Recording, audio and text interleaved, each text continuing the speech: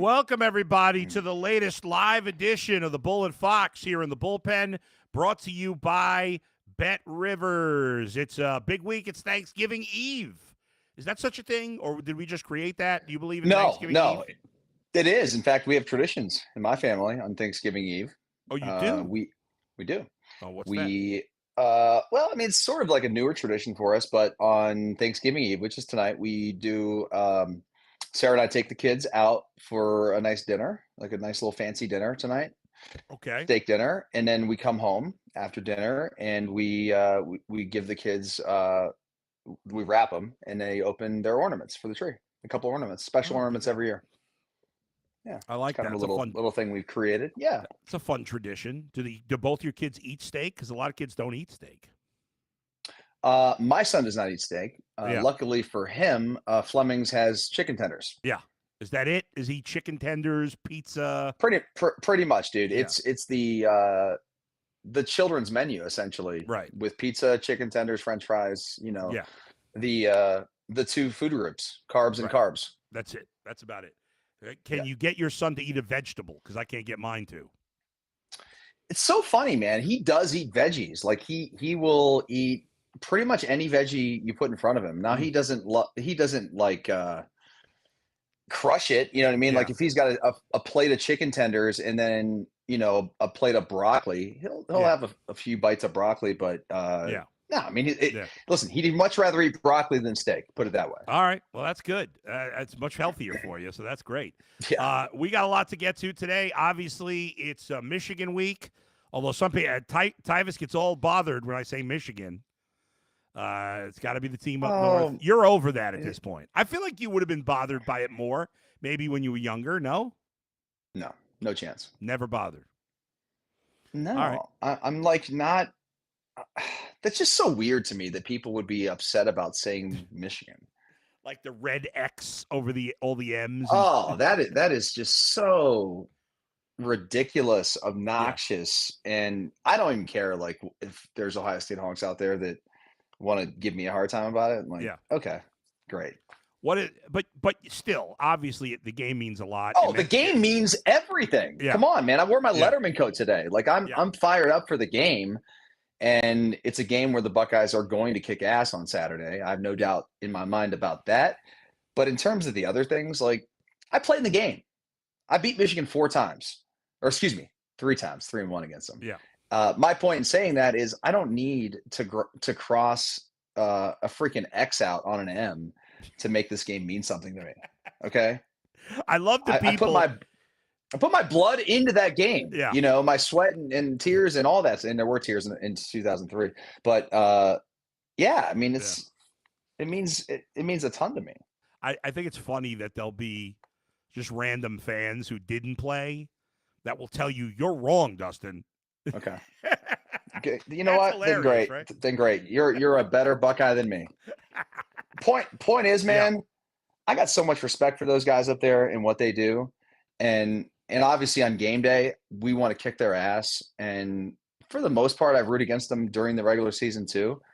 But how can you play the game and like not have respect for your opponent? I just think that's ridiculous. Fans can do whatever. I'm not a fan, dude. I'm an ex-player, and I work in the media now. But I still support my school and want to beat the Wolverines every time we play them.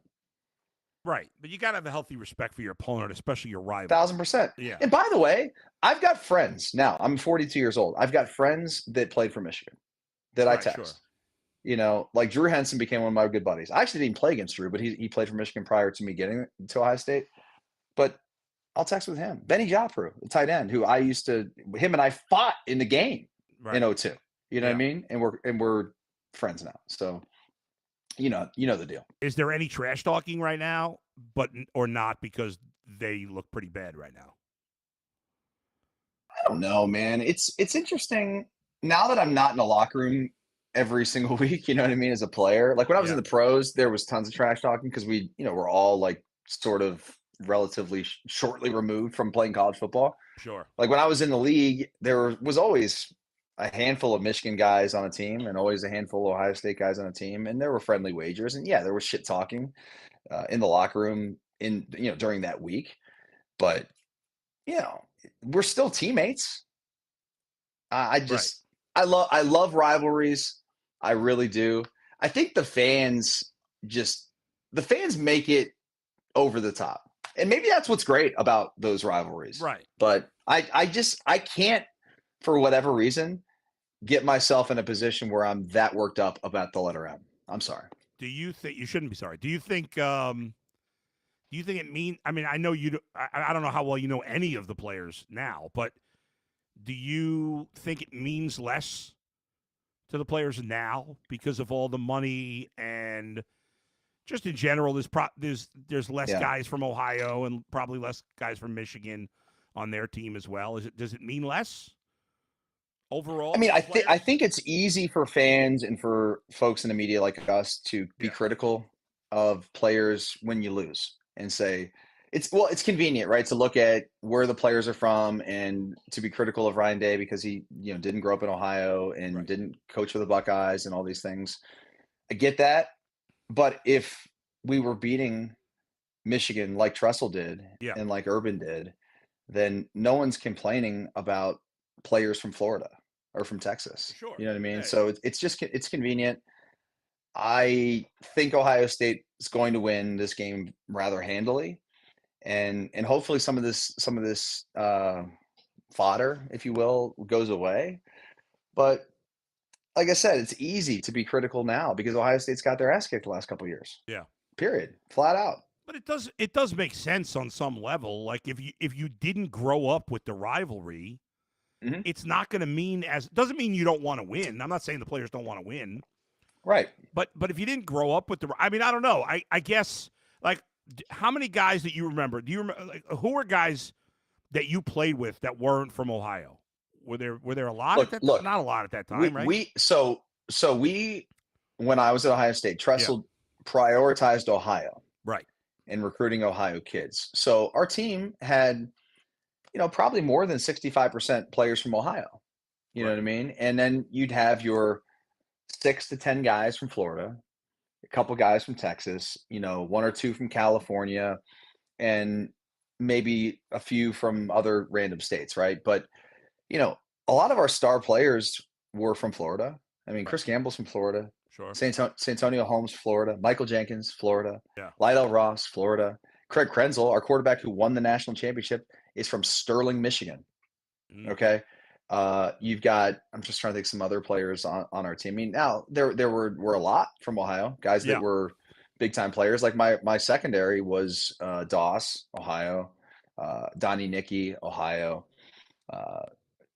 Obviously Gamble was the Florida guy who played corner, but it's tough, I think, for these players to come to a school like this if you're from another state. Yes, it's difficult. But I also think once you get there and you get sort of like indoctrinated to what it means by the coaches and by the players, then it becomes sort of easy. The one thing I would say that makes it more difficult, I believe, is when you've got all these transfers coming in for 1 year.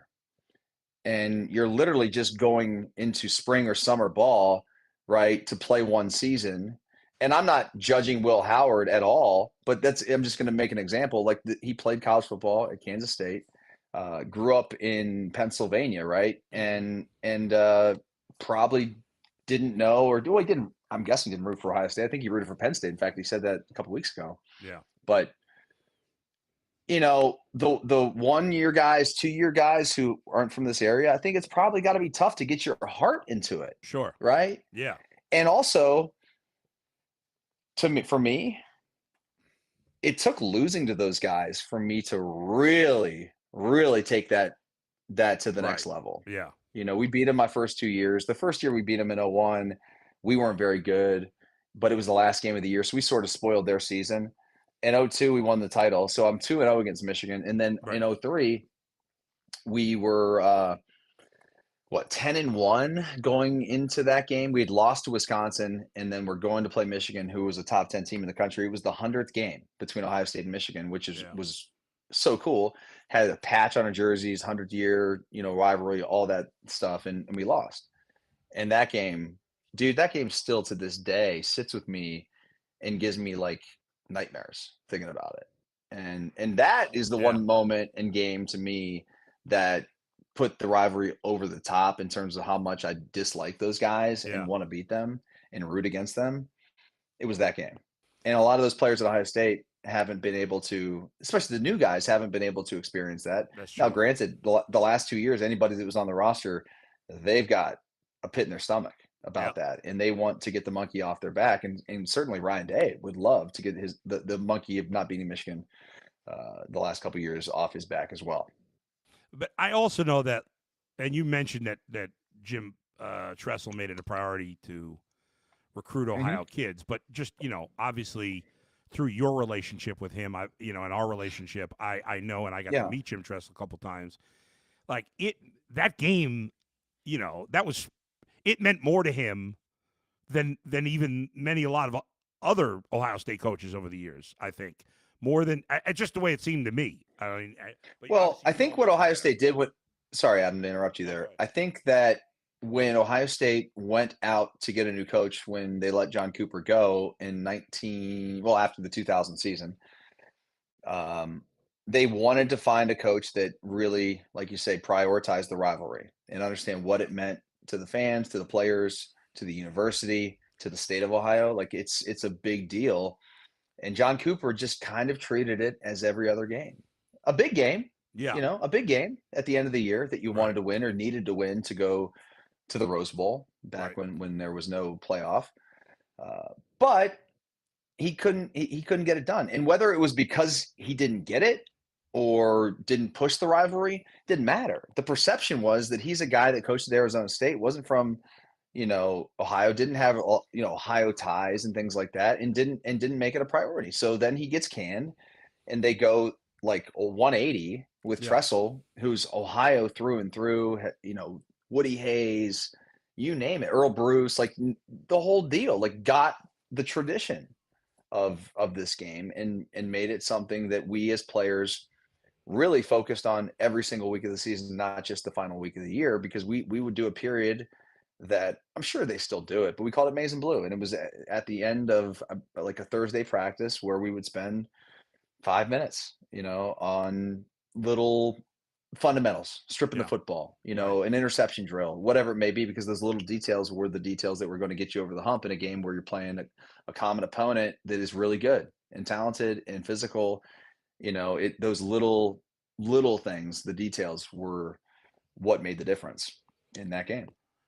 And one advantage that Ohio has had over Michigan, Ohio State has had over Michigan, is that the state of Ohio has more people than the state of Michigan. Not by a crazy amount in the grand scheme of things, but it makes a difference. You also have like 3 very large cities in Ohio, whereas Michigan, there's only one of that level. Now, Detroit's bigger than Cleveland, Columbus, or Cincinnati, but it's only one city.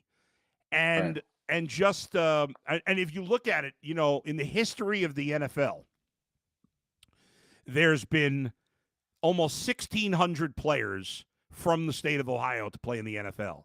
There's been 800 players from Michigan. That's double.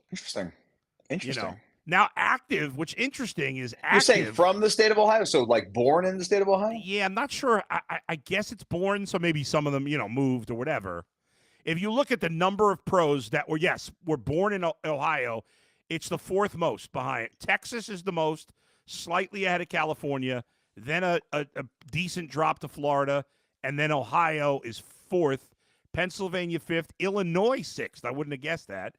Georgia 7th, Louisiana 8th, New York 9th, and Michigan 10th. I would not have guessed that New York would be in the top 10. I know it's a big state, but I still wouldn't have guessed. I never thought of us having good football in New York. But there's actually a lot of good football in Western New York, man. There's so many players that you see like on rosters or like, and I do obviously college games every week, and like I get these charts look like this, right? And I look at the names, Buffalo and Rochester.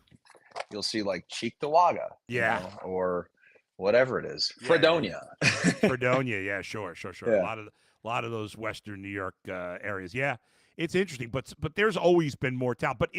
But interestingly, though, currently active NFL players, there are 107 active NFL players born in Ohio, and Michigan 76. So it's not as big a gap as career-wise. Right now, there's 264 from California, which is the most. So there you go. What is the state with the least amount of players? You want to take a guess? Rhode Island. Hawaii. New Hampshire, Rhode Island, and Maine. There's one apiece. Yeah, there's just not a lot of college football up there, and there's a reason why. But high school football is just not as big in some of those smaller states. And you told me one time, Adam, did you broadcast a game that was like 8-man football? So, well, I didn't broadcast it, but so I was early in my career, I went for a job interview in Oklahoma, which probably doesn't have a ton of NFL players in Oklahoma. I went to a job interview in Oklahoma with this radio station, and the guy was like, "Let's go to I don't even remember the name of the town. This was 2001 or whatever, and he goes, "Let's go to the high school football game." And at that time, I had not been to a lot of high school football games because I didn't play high school football. And like at the high school football games for my high school in Brooklyn, there'd be maybe 50 people at the game. So I never had like a real high school football experience like you had here and like a lot of people have had in Ohio. So we go to this football game. The field was next to a barn. The barn had a food spread made for kings and queens. It was insane. And I believe every single person that lived in the town was at this football game. But I'm looking at the game, and I'm looking at the field, and I'm like, something looks off here. Something seems off. Something just seems like smaller. Yeah. And then all of a sudden, the guy who owned the radio station is sitting next to me goes, "Oh, yeah, it's 8-on-8." And I'm like, 8-on-8? I didn't even know that was such a thing. Yeah, I'd heard about it growing up. And I think there was at one point some schools like in like rural Ohio that would play 8-man football. Yeah, because you have like 20 boys in the school or whatever, If you've got 25, 40 boys in the school, you don't have enough to field a roster, and certainly not enough to practice. So that's probably the hardest thing is just getting enough guys to run a practice and get ready for the games. All right, let's wrap up Michigan, Ohio State with the spread here. You see the latest line from Bet Rivers. Ohio State's a 20-point favorite. That's a lot. I'd lay the 20. You would? I'd lay the 20. I would. I wouldn't lay more than that. I wouldn't lay 21.5. I think Ohio State will win this by 3 touchdowns. It's a perfect spread then. Right on the line. Yeah, listen, I don't yes, I do. To answer your question, I think it's a perfect spread. Do I think it's a lock? No, it's not a lock. But if you put a gun to my head and said you got to pick one side, I would take Ohio State minus 20. Yeah. Over under is 43, which feels a little low for a 20-point spread, but it does. But then all of a sudden you see a score at halftime where it's 13-3 Ohio State. And you're like, okay, where are they going to get the next? Sure. So what are you touchdowns? Going? Are you going? Is it? That's a tricky thing. Would be to go under minus 20. Under the total and minus 20. Is that the way you're leaning? I guess the question is, can Ohio State score 5 touchdowns? If you had to bet, do you think they score 5 touchdowns? I mean, how bad is Michigan's defense? I haven't. I mean, I watched Michigan earlier in the season. I don't watch them a ton because, number one, my games are oftentimes the same time that these other teams play. Right. Also, Michigan stinks. I mean, it hasn't been a lot of success for them this year. I did watch the Texas game earlier in the year. I watched most of the Oregon game. Yeah. And in both those games, certainly the Texas game, they were exposed a little bit defensively. Yeah. And then when your offense is basically anemic, which is what Michigan has looked like because they don't have a quarterback, then it just puts your defense, which has been a strength for the Wolverines for a while, at a disadvantage. And you put those guys out there for a long time, and all of a sudden you see a guy like Quinn Ewers and so many of those talented wide receivers and tight ends and running backs for Texas just tore them up and wore them out. Yeah. And that's what will happen to Ohio State. Listen, both teams are talented. Michigan's got players. They don't have a quarterback. And that's what's really kind of put them behind the 8 ball this season. Weird game last week because they put up a 50 spot. And they're, as you said, their offense all year has been terrible, but they scored 50 last week. Even though their quarterback did not throw for 200 and none of their running backs ran for 100. I don't know. It was a weird game against Northwestern. Very bizarre. And what's crazy is like Northwestern actually plays decent defense. You saw it against the Buckeyes. Now that game was a Wrigley Field, but the point is they have, like, when you look at Northwestern this season, and they can't score many points, but their defense has played pretty well, for the most part. So here's Michigan, what they did against ranked teams. They lost 31-12 to Texas. They beat USC 27-24, although USC is not ranked anymore, right? No, they were 11th at the time, but now they're a 6-5 team or whatever it is. They lost to Illinois, who's been a surprisingly decent team, 21-7. They lost to Oregon 38-17. They lost to Indiana 20-15. How do you feel about this Indiana team right now after they lost pretty handily to Ohio State? So a couple things on Indiana. Yeah. Number one, I still think they're a really good team. Okay. I think that in a game like that, when you come into the Horseshoe and you're a top 5 team in the country and you've really never been this good in terms of the perception, you go in there and you've got to prove people wrong because everyone wants to be like, you're not good. You're just having a fluky season, blah, blah, blah. This coach talks a lot of shit and doesn't back it up. And he said Ohio State stinks and all these things. Why would he do that, by the way? That was early in the year, man. You get caught up in those moments. I mean, Tressel took the gig at Ohio State, and he didn't say that Michigan sucks.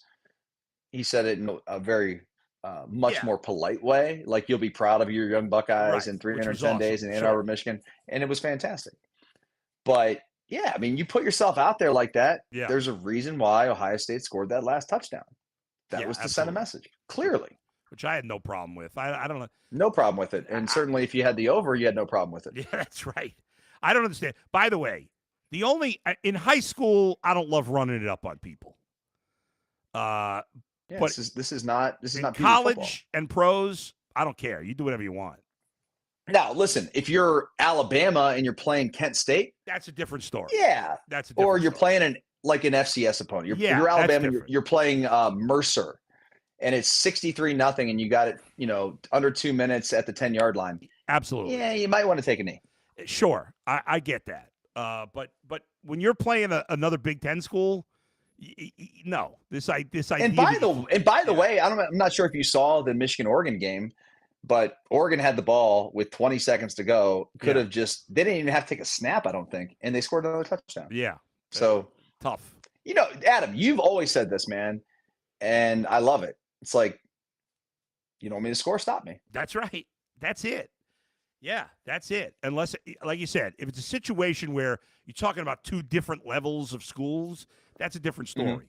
Mm-hmm. In high school, if there's some powerhouse playing another local team that has no kids that can play, you don't do that stuff. But, like, even in high school, if Ignatius is playing Eds, I don't care. You're both powerhouses. Yeah. Just stop them. That's it. But anyway, let's get to the Browns for a few minutes here before we wrap things up. They play Monday night. What they have to play for is really just pride at this point. Obviously, they were fired up to play against the Steelers last Thursday. They get kind of a longish, mini bye here, almost another full bye going from Thursday to Monday. You play in Denver. Denver's been a surprisingly good team this year. One of the big surprises at 7-4 heading into this game. Obviously, it's not a rivalry. It's not a division team. But do you expect the Browns to play motivated and well again in this road game, where, as you see, they're a 5.5-point dog, or are you not as confident in that? Well, it's an interesting question because I don't know which Browns team is going to show up. And I also don't know how good the offense is, especially like last game gives me nothing. I can't judge a weather game and say this is a team because you beat the Steelers in a weather game doesn't mean that you're better than the Steelers. It means you were better that day and it was a level playing field. I think that we're going to see some positive things. I think the offense did. I don't want to say turn a corner, but it feels as though Jameis, he's playing with confidence right now. Sure. And that is something that the Browns have not had really at the quarterback position for a minute. Baker had it at times, but certainly since Deshaun's been the quarterback and the revolving door that we've had at that position, it has certainly not been the case. But this weekend, I do think that they're going to have a chance. They're playing the Broncos. It's ironic though, man. Bo Nix is like the best quarterback in football. Stat-wise, man, he's put up some ridiculous numbers in the passing game. He's having a tremendous rookie season. Dude, yeah, people were writing him off like the first 2 weeks. Yeah, it's crazy. Or early in the year, whatever it was. I don't remember exactly when it was, but I mean, they sort of struggled, out of the gate. They lose their first 2 games to the Seahawks and to the Steelers, where they only scored 6 points. I remember watching that Steelers game, and I was like, this offense is putrid.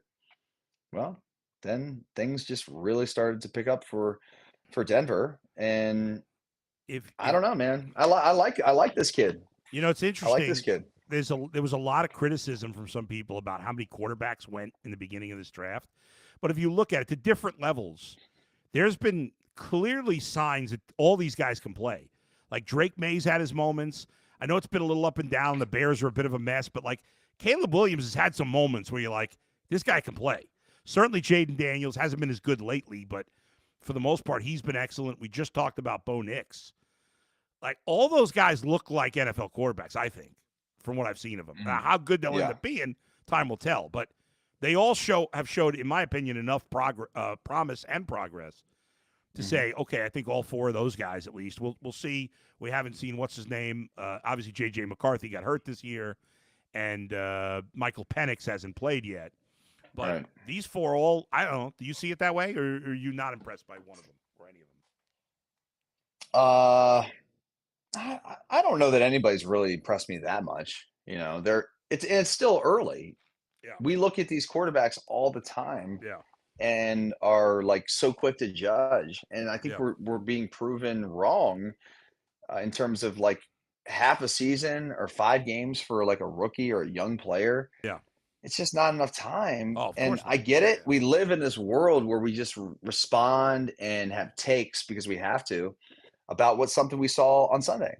And then we got to wait 7 days until the next game. And then we respond and react in a way that is very much fanatical. Yeah. You see the That's rookie. Why we're fans. Rookie of the offensive rookie of the year odds. Jaden Daniels minus 157, Bo Nix plus 130. I'll tell you something else that's not too early to judge. Brock Bowers, absolute superstar. Oh my God. No doubt. I mean, I knew that in college when we watched him play Georgia. Wait till this guy gets a quarterback. I mean, he's been phenomenal with them. They've gone with Aiden O'Connell and Minshew, and they've both been. Is it Minshew? Right, Minshew. Gardner Minshew, yeah. Yeah, he's the one starting now. Yeah, he hasn't played particularly well, and man, that guy is fantastic. He's so good. Yeah. There's a lot of good young tight ends. I know Sam Laporta hasn't had as good a second year as his first year, but he's really good. I love the kid in I just forgot his name. I love him so much. Trey McBride with Arizona is a good player. Obviously, David Njoku a little older, but we know how good he is. And dude, I'm telling you, if the Ravens ever decide to properly utilize Isaiah Likely, it will change their offense. I think he's a dynamic player. I don't get it, man. I know that Mark Andrews is taking the lion's share of the reps there, but that dude, man, is a rare breed for a tight end. And I think that if you put that guy in Kansas City, he would be a first-round pick for most people's fantasy teams. Early in the year when Andrews was like banged up and not playing well, he was great. I wonder if I'm not sure what Mark Andrews' contract status is, but I wonder if they would think about moving on from Mark. As good as he is, he's getting older. Well, and you're right. Likely feels like a guy who could explode. Still so good though. That's true. He's a hybrid. He's a total hybrid. And in this day and age in pro football, you don't have to be a great blocker. You'd rather have a guy with size and speed and athletic ability and teach him how to block or chip or whatever it may be down the line. You can always go out and find a left tackle who's not starter quality, make him lose a couple pounds, and you put him at tight end. It happens but all the even time. like, Cade Otton's having a good season with playing with Baker. When their wide receivers were out, he did well. Dude, who's this dude for the Cowboys, Schooner? All of a sudden, because Cooper Rush must be throwing this guy on the scout team, and all of a sudden he's playing now. Because who's the starting tight end for Denver who got hurt? For Dallas, you mean? Jake Ferguson. I said Jake Ferguson. Dallas, yes. Jake Ferguson. Dallas. Yeah, Ferguson gets hurt, and the Schooner kid comes in and is tearing it up last week. This guy's not young, but you know who was good last year in Atlanta, and now he's been good this year, is the Dolphins guy. I'm drawing a blank on his name now. Shoot. I'm drawing a blank, too. He's a veteran, and he was the backup tight end last year for the Falcons, but he put up big numbers. I'm going to look it up real quick. Dolphins depth chart. Jonnu Smith. Jonnu Smith, he's been putting up big numbers for the last month for Miami. I actually he's hurt for the year. The Bengals drafted this tight end named Eric All. I think he's from Iowa. I really liked the way he was trending, and then he got a serious injury, so he's out for the year. But I think in the next couple of years, he could become an interesting guy, especially because, the Bengals are going to let T. Higgins go, which drives me nuts. But I know it does. He's going to be gone. So it's going to be interesting to see who emerges as their, number 2 option in the passing game. For the MVP, Josh Allen plus 150, now ahead of Lamar. Jared Goff, 3rd. It's funny, last year on the show, somebody asked me, we on the UCSS, we did a question, who's a guy, I can't remember if it was, who's a guy who hasn't won a Super Bowl, a quarterback under 30, that you could see winning a Super Bowl. And I had Jared Goff near the top of my list. And the other guys were laughing about it. And nobody's laughing about it now. I'm not saying the Lions are going to win the Super Bowl for sure, but they are absolutely a contender. And he's been playing great football for Detroit. They look like the best team to me. They do. As good as Kansas. I just don't. Adam, I'm sorry, Adam, to cut you off again. No. When I watch the Lions play, I feel like I'm watching the Chiefs when Mahomes was great.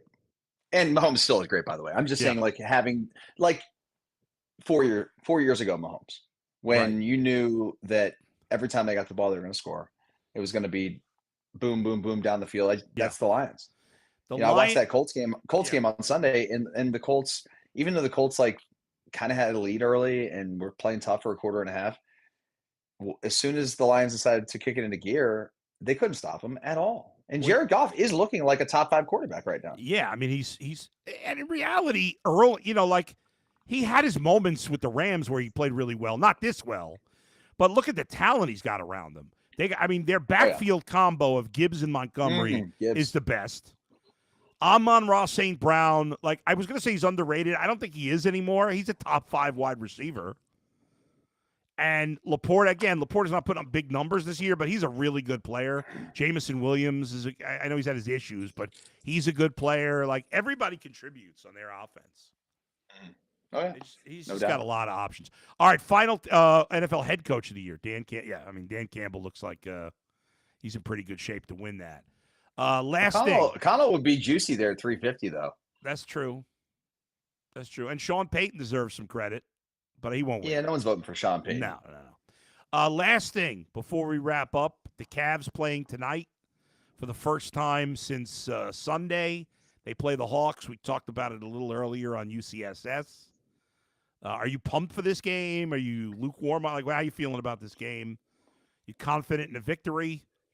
They're a 10.5-point favorite. What are you feeling? I care more about Sunday. All right, Celtics. Yeah. I have tickets. Yeah. Oh, nice. Well, you know what's cool is they got the Celtics on Sunday, and then you got the Nuggets next Wednesday, a week from today. I'm just prepared for a little bit of a, regression to the mean. Well, they haven't coming back to earth a little bit. Their worst game was against Boston. Obviously, they didn't play.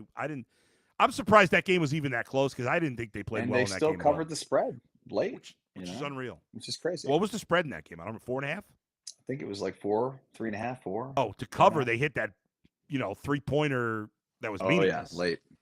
It was only meaningful to those who needed them to cover.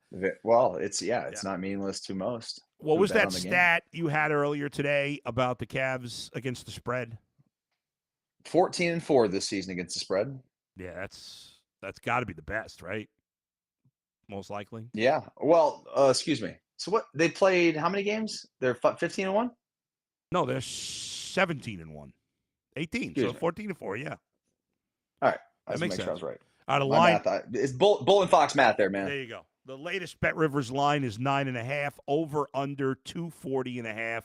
Folks, before we wrap up, let me tell you, players at Bet Rivers can place same game parlays on college football and NFL games to earn squares or exclusive squares game offers, additional chances at profit boosts, bonus bets, and many $10,000 jackpots. For more info, check out betrivers.com or use the Bet Rivers app. Dustin and I will be back at our regular time next Thursday at 2 p.m. Until then, do you have a final thought? Final thought is this, man. Go Buckeyes this weekend. Yeah. Got to get this dub. Can't take the game lightly just because, Michigan's having a little bit of a down year here. Continue to make them feel the wrath and the pain of having a down year. Remember in 2011, Adam, when you and I started at the Fan, and it was a Luke Fickell team, with a cast of characters at quarterback. I mean, it was like Bowserman and Braxton Miller was a freshman, and they won 6 games. Yeah. Yeah. But my point is, that was a down year. And if you take a team lightly, it's in a rivalry game. Come on, man. You never know. And I don't think Ohio State will. I think Ohio State will be focused and locked in, take this game very serious, and then have a little time off to get ready for the college football playoffs. I know it's not really a fair comparison because the Browns were a 3-point dog at home and Michigan's a 20-point dog on the road. But rivalry game. Let me correct myself. Sorry. Yeah. Have a little time here to then focus on the Big Ten championship game next week. That's true. Before the playoffs. Yes. All right, everybody, enjoy your Thanksgiving. Have a nice holiday break, and we'll see you next Thursday. That's it. Eat some turkey. Have fun. We'll talk to you next time. White meat. Dark meat. Always go dark meat. Much juicier. Pause. All right. Thanks to Z and Max for producing. We'll see you all next time. Where else but right here, Bull and Fox in the bullpen. Brought to you by Bet Rivers. See you, everybody.